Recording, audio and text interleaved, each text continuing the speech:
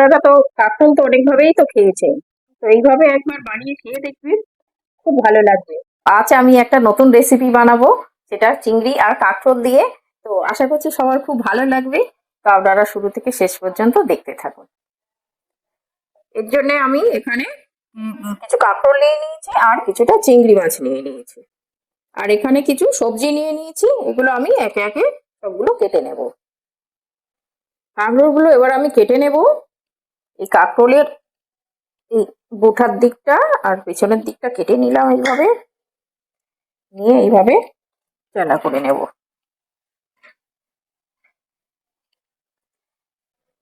কাঁকরোলগুলো আমার সবগুলো কাটা হয়ে গেছে। এই কাঁকরোলটা সিদ্ধ করব, তার জন্য আমি একটু জল দিয়ে দিচ্ছি। জল দিয়ে এর মধ্যে একটুখানি 1 চামচ লবণ দিয়ে দিচ্ছি, কাঁকরোলটা সিদ্ধ হবে। একটু লবণ দিয়ে ঢেকে দিলাম, দিয়ে এর মধ্যে কাঁকরোলগুলো দিয়ে দেবো। এইগুলো একটু সিদ্ধ করে নেব। কাঁকরোলগুলো একটুখানি সিদ্ধ বসিয়ে দিলাম, এবার একটু ঢাকা দিয়ে দেবো এতে।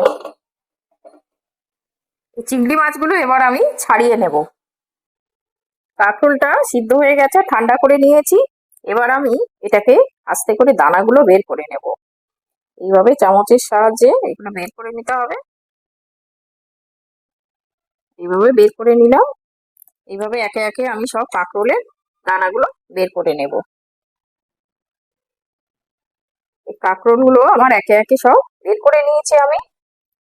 আর এর থেকে আমিও কিছুটা কাজে লাগিয়ে দেবো, খুব মোটা দানাগুলো একটু বাদ দেবো, দিয়ে আর বাকিগুলো আমি এই পুরের মধ্যে কাজে লাগিয়ে নেব। এবার আমি একটা পেঁয়াজ কেটে নেব,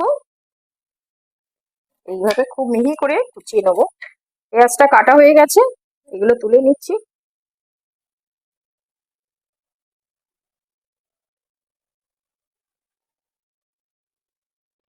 এবার এই চিংড়ি মাছগুলো কেটে নেব।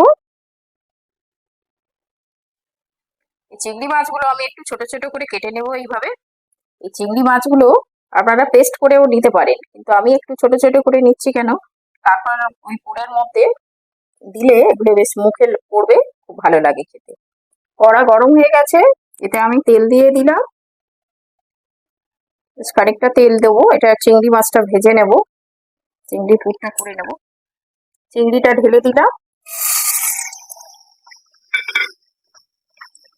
নাড়াচাড়া করে নেব। এর মধ্যে পেঁয়াজটাও দিয়ে দেবো।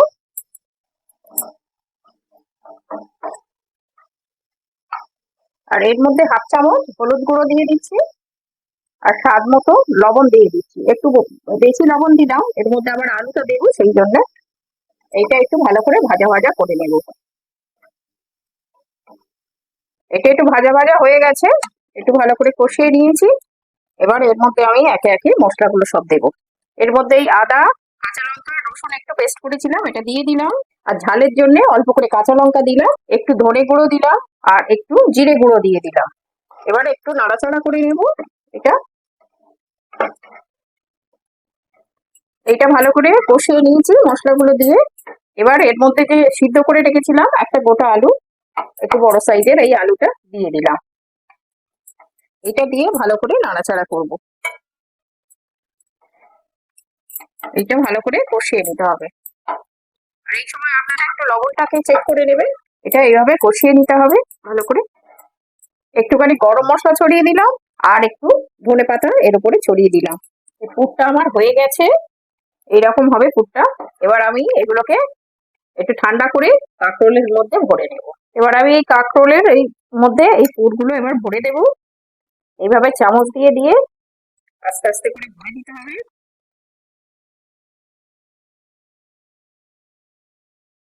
এই আমার একে একে সব পুরগুলো ভরে নিয়েছি। এবার আমি এগুলো ভেজে নেব। কড়া গরম হয়ে গেছে, এবার তেল দিয়ে দিচ্ছি, কাঁকরোলগুলো ভেজে নেব। কাঁকরোলে খুব অল্প তেল লাগে, খুব বেশি তেল লাগবে না। এবার আমি একে একে এর মধ্যে দিয়ে দিচ্ছি।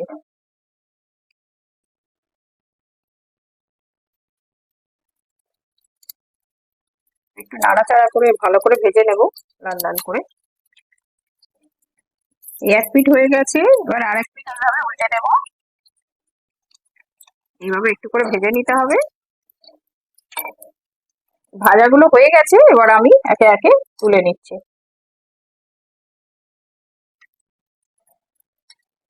এতে গ্রেভির জন্য একটু তেল দিয়ে দিচ্ছি। এবার একটু গ্রেভি বানাবো, এই জন্য অল্প তেল দিলাম, খুব বেশি তেল দিতে লাগবে না, অল্প তেল দেব। আর এই একটা শুকনো লঙ্কা আর একটু জিরে ফোড়নে দিয়ে দিলাম। এটা একটুখানি নাড়াচাড়া করে এর মধ্যে পেঁয়াজটা দিয়ে দেব। এটাও একটুখানি ভাজা ভাজা করে নেব। এই এটার মধ্যে এই আদা রসুন আর একটু কাঁচা লঙ্কা ঝালের জন্য আমি একসঙ্গে পেস্ট করেছিলাম, এটা দিয়ে দিলাম। এই 1.5 চামচ মতো দিলাম। এবার এটা একটু নাড়াচাড়া করে নেব। এবার এই টমেটোটা কেটেছিলাম, এটাকে দিয়ে দিলাম। এগুলো একটু ভালো করে কষিয়ে নেব, এটাকে ভালো করে কষিয়ে নেব। আচ্ছা, এখানে একটুখানি আমি লবণ দিয়ে দিচ্ছি, এই টমেটোটা গলে যাবে। এটা ভালো করে টমেটো আর এগুলো ভালো করে কষিয়ে নেব, টমেটোটা গলে যাওয়া পর্যন্ত। এর মধ্যে হলুদ গুঁড়ো দিলাম, জিরে গুঁড়ো দিলাম হাফ চামচ ধনে গুঁড়ো দিলাম, আর কাশ্মীরি লঙ্কা 1 চামচ দিলাম। আর লবণটা দিয়েছিলাম 2 বার, ওই জন্য খুব সামান্য লবণ দিলাম। আর একটু ঝালের জন্য কাঁচা লঙ্কা দিয়ে দিলাম অল্প। মশলাটা একটু ভালো করে কষিয়ে নেব এইভাবে। আবার এই মশলাটা কষানো হয়ে গেছে, এবার আমি এর মধ্যে খুব সামান্য একটুখানি চিনি দিয়ে দিচ্ছি। এবারে এটা নেড়ে চেড়ে আমি এবার জল দিয়ে দেবো, অল্প করে জল দেবো একটু গ্রেভির জন্য।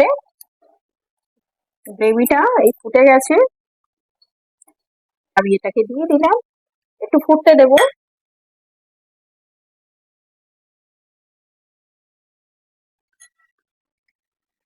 একটু ফুটবে 2 মিনিট মতো, এইভাবে একটুখানি ঝোল জুসটা একটুখানি এর মধ্যে দিয়ে দেবেন এইভাবে। রান্নাটা আমার হয়ে গেছে, এবার আমি একটু গরম মশলা ছড়িয়ে দেব। একটু গরম মশলা দিয়েছি, এটাকে ছড়িয়ে দেব। আর একটু ধনে পাতা ওর উপরে ছড়িয়ে দিচ্ছি। এই রান্নাটা খুবই সুন্দর, খেতেও ভালো লাগে। তো আমার এই রান্নাটা যদি ভালো লেগে থাকে তাহলে প্লিজ সাবস্ক্রাইব করবেন, লাইক করবেন, আর পাশে থাকা বেল আইকনটি প্রেস করবেন। দেখুন কত সুন্দর দেখতে হয়েছে। এটা আপনারা ভাত দিয়ে বা রুটি দিয়ে সব দিয়েই খেতে পারবেন। তো এতক্ষণ ধরে সঙ্গে থাকার জন্যে ধন্যবাদ। আর আমাকে এইভাবেই আপনারা উৎসাহ দিবেন, তাহলে আমি নতুন নতুন ভিডিও নিয়ে আপনাদের সামনে হাজির হতে পারি।